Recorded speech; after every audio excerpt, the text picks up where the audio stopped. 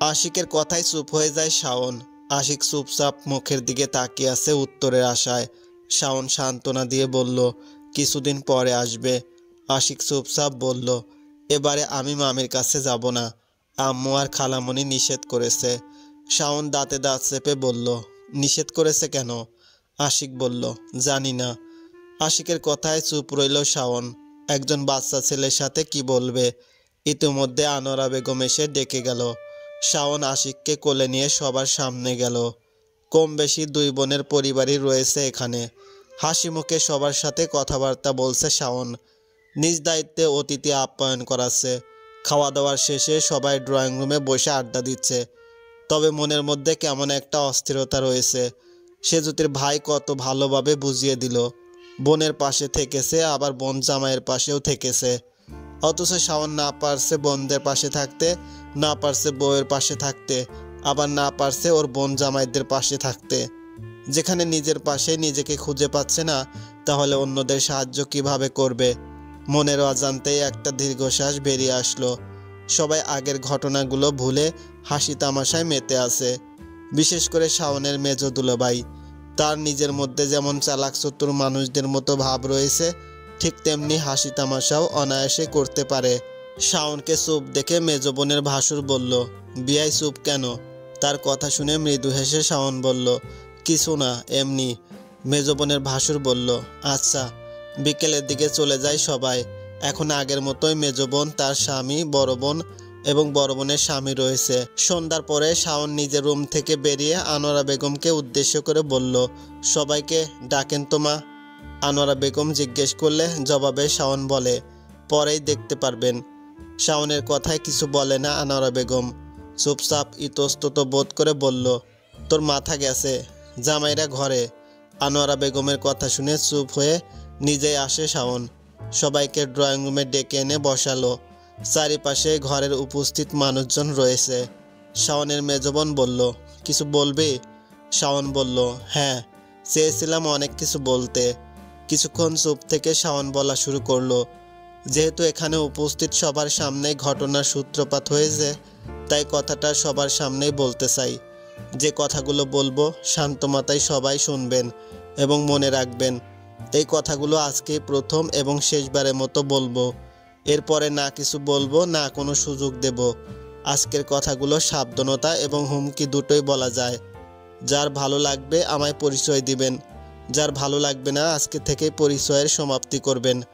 শাওনের কথার মধ্যে আনোয়ারা বেগম বললেন, এসব কেমন ধরনের কথা? শাওন দাঁতে দাঁত চেপে বলল, আপনি চুপ থাকেন। আপনাকে কথা বলার সুযোগ দেওয়া হয় বলে আজ পর্যন্ত এমন কাহিনী ঘটে আসছে, সামনেও ঘটতে পারে। তাই আমার কথার মধ্যে দয়া করে বা হাত দিবেন না। আমি প্রথমেই সবাইকে সুস্থভাবে শান্ত হয়ে শুনতে বলেছি। শাওনকে থামিয়ে মেজ দুলাভাই বলল, আচ্ছা, মাথা গরম করো না, তুমি বলো, আমরা শুনছি। শাওন জোরে নিঃশ্বাস নিয়ে বলল, রাজনীতি সম্পর্কে ধারণা আছে কারো? শাওনের কথায় সবাই ভ্রু কুঁচকে তাকালে শাওন জোরপূর্বক হেসে বলে, রাজনীতির প্রকারভেদ অনেক রকমের রয়েছে। দেশের রাজনীতি, স্কুল কলেজ ভার্সিটির রাজনীতি, সিনিয়র জুনিয়রদের রাজনীতি, ছেলে ছেলে রাজনীতি, মেয়ে মেয়ে রাজনীতি এবং সাংসারিক রাজনীতি, সবগুলোর মধ্যেই ভালো খারাপ রয়েছে। কিন্তু সব থেকে আগাছা রাজনীতি হলো সাংসারিক রাজনীতি, যার প্রকারভেদ মেয়ে মেয়ে রাজনীতিও অন্তর্ভুক্ত আছে। এই রাজনীতিটি এত পরিমাণে খারাপ কারণ এতে কোনো ভালো দিক নেই। যেদিকে তাকাবে সেদিকে খারাপের প্রভাব ছড়িয়ে রেখেছে এরা। এর মাধ্যমে একটা মানুষ শান্তি পাবে না।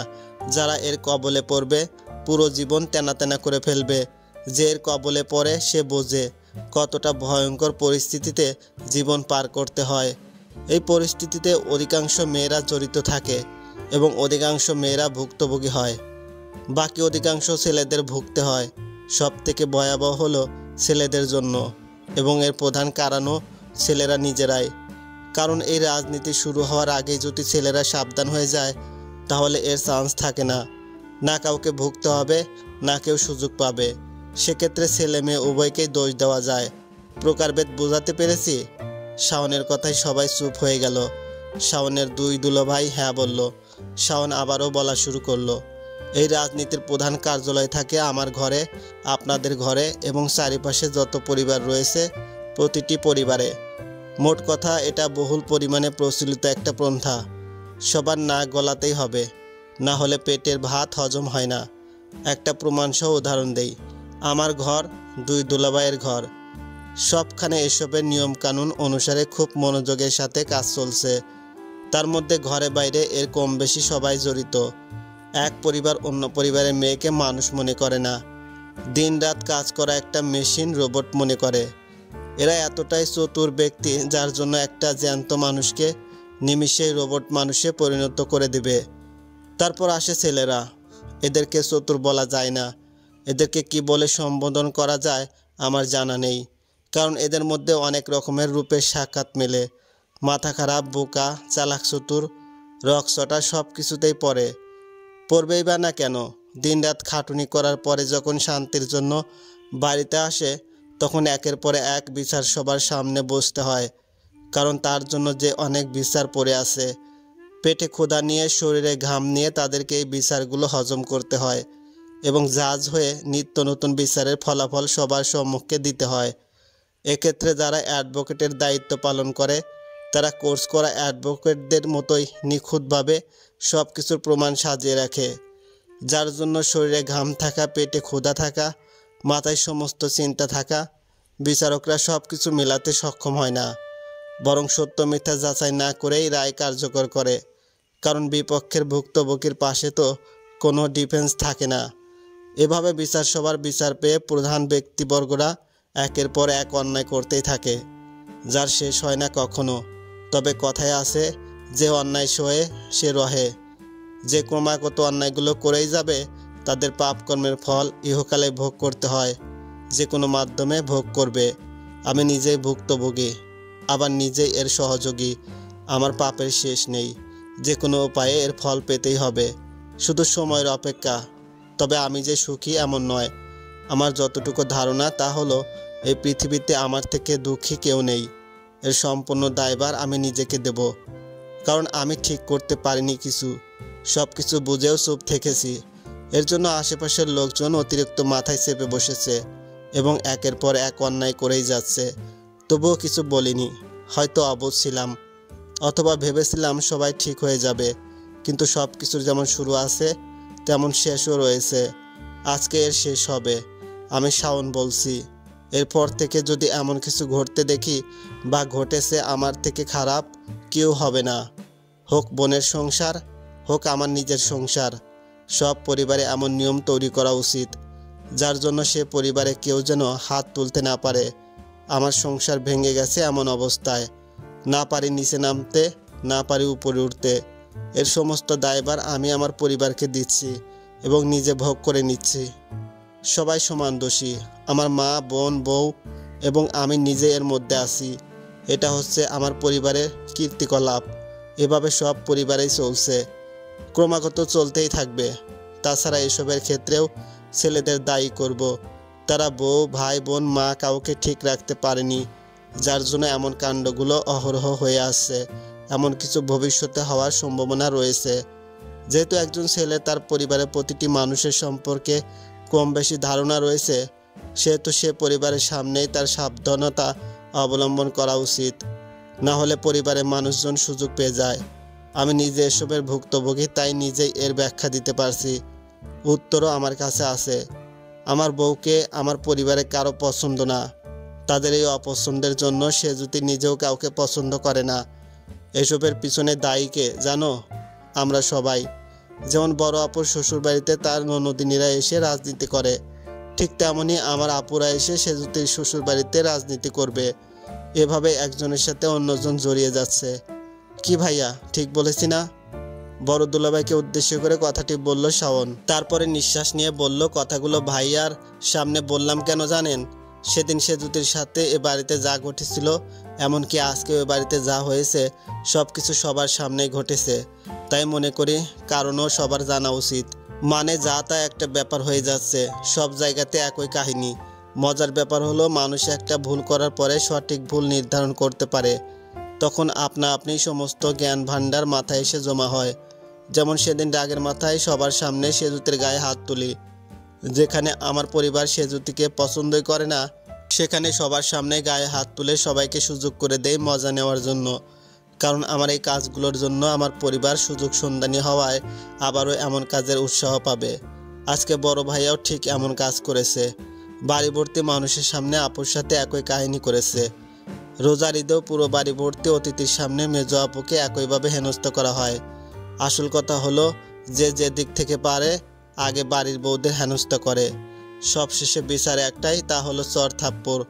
এবং এগুলো বাড়ি ভর্তি মানুষের সামনে না করলেই নয়, টোটালি বউকে হেনস্থা করতেই হবে। এতে মান ইজ্জত কার যায়?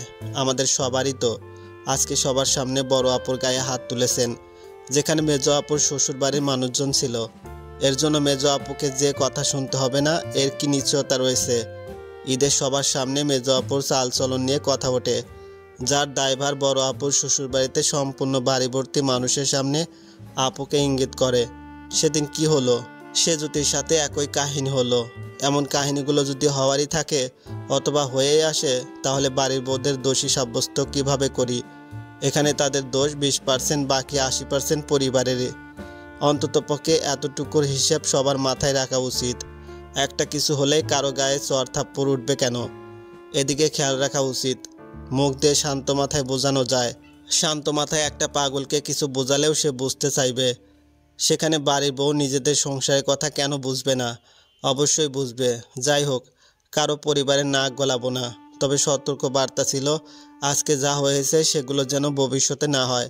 সবশেষে আমার কথা একটাই, এ বাড়িতে বহু আগে থেকেই চলমান ছিল এবং সেদিন হাসপাতাল থেকে নতুনভাবে সব কিছু সূত্রপাত ঘটে সবার সামনেই। তাই কথাটি সবার সামনেই বললাম। আজকেই প্রথম এবং শেষ কথা। এমনিতেই রাত থেকে পরিবারের জন্য ঝামেলার পর ঝামেলা বেঁধেই চলেছিল। সকালে না খেয়ে অফিসে গেলাম, এতটুকু আমার ঘরের মানুষগুলো জানে। দুপুরের সময় তারা ফোন কল দিয়ে বিচার দেওয়া শুরু করে। পেটে ক্ষুধা, তা নিয়েও সব শুনতে হয়। সে যদি নাকি আশিককে মারতে চেয়েছে। এটা কে কতটুকু বিশ্বাস করেন? আমি বলবো যে একটু হলেও বিশ্বাস করেছেন তার মধ্যে কোনো মনুষ্যত্বই নেই। তবুও আমার পরিবারের সবাই ধরেই নিয়েছে সে যদি ইচ্ছাকৃত সব করেছে। আচ্ছা মানলাম ও ইচ্ছা করে এসব করেছে, তাহলে দিনরাত আশিকের পিছনে খাটতো কেন? সুযোগ খুঁজেছিল তাই? আসল কথা হলো একজন মানুষকে নিজের সর্বস্ব দিয়ে ভালোবাসতে নেই, তাহলেই সব রকমের অযৌক্তিক আগাছা ঝামেলায় তাকে পড়তেই হবে। এটাই স্বাভাবিক এবং হয়েও আসছে। ধরে নিলাম সে যদি নেই, নিজের পরিবারে একজন সদস্যের কথাকে কতটুকু ভেবেছেন? কখনো ভাবিনি কেউ, কোনো কালেই নয়। সে সদস্যটি আমি নিজেই।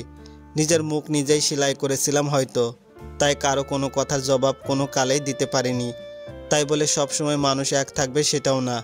সেদিন হাসপাতালে সবার সামনে ইনিয়ে বিনিয়ে সেজুতির কথা আমার কাছে বলা হয়। যতটুকু জানি তার একটি কথাও আমি বিশ্বাস করিনি। বাড়িতে আসার পরে রাগের কারণ একটাই ছিল, এবং তা হলো এত ভালো মানুষই করে কেন সবসময় নিজের সর্বস্ব দিয়ে ভালোবাসতে যায় কেন? তাহলে আশিক অন্তত ছুটে যেত না ওর কাছে, আর এমন ভয়ঙ্কর বদনামের মুখেও পড়তে হতো না। মোট কথা, ও এ বাড়িতে আসছে কেন? যেদিন এ বাড়িতে পা রেখেছে তার 1 সপ্তাহ পর থেকে এমন আলামত শুরু হয়ে যায়। এসব সহ্য করে দিনের পর দিন রয়েছে কেন? আমার জন্য এত মায়া দেখায় কেন? আমার রক্তের সম্পর্কে কেউ দেখায় না, ও দেখাতে আসবে কেন? হ্যাঁ, সেদিন চলে যাওয়ার সময় মেয়েটা আমার দিকে করুণ চোখে তাকায়, এই বুঝি বাধা দেব? আমি ইচ্ছাকৃত বাধা দেইনি, কারণ আমি নিজেই চেয়েছিলাম এমন বাড়িতে ওর মতো স্বচ্ছ মনের মানুষের থাকার অধিকার নেই। এ বাড়িতে ভালো মানুষ খাটে না, একদমই না। আমার পরিবার চায় না আমি সংসার করি, সুখী থাকি। তাহলে এমন কাহিনীগুলো দিনের পর দিন করতো না। যেহেতু যা হওয়ার হয়ে গেছে, তাই এর সমাধান তো করাই লাগবে। অশান্তি নিয়ে কদিন থাকতে পারে মানুষ? আজ থেকে আমার কথা যে ভাববে না, আমিও তার কথা ভাবছি না, একটুও না। তাছাড়া আমার কথা যে ভাববে, যত বাধা হোক আমি ঝাঁপিয়ে পড়বো সেখানে।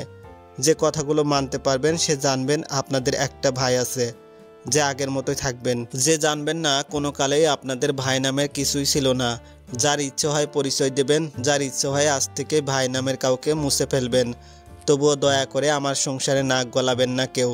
আর বাকি রইল মা। যত যাই হোক, মা তো মাই থাকে। সে যদি মা হয়েও অবুঝ থাকে তাহলে কী বা করার আছে? সে যদি নিজের ছেলের সংসার নিজেই ভাঙতে চায়, তাহলে তাকে বোঝানোর ক্ষমতাও হয়তো কারো নেই। শুধু এতটুকুই বলবো, মায়ের সমস্ত দায়িত্ব আমার।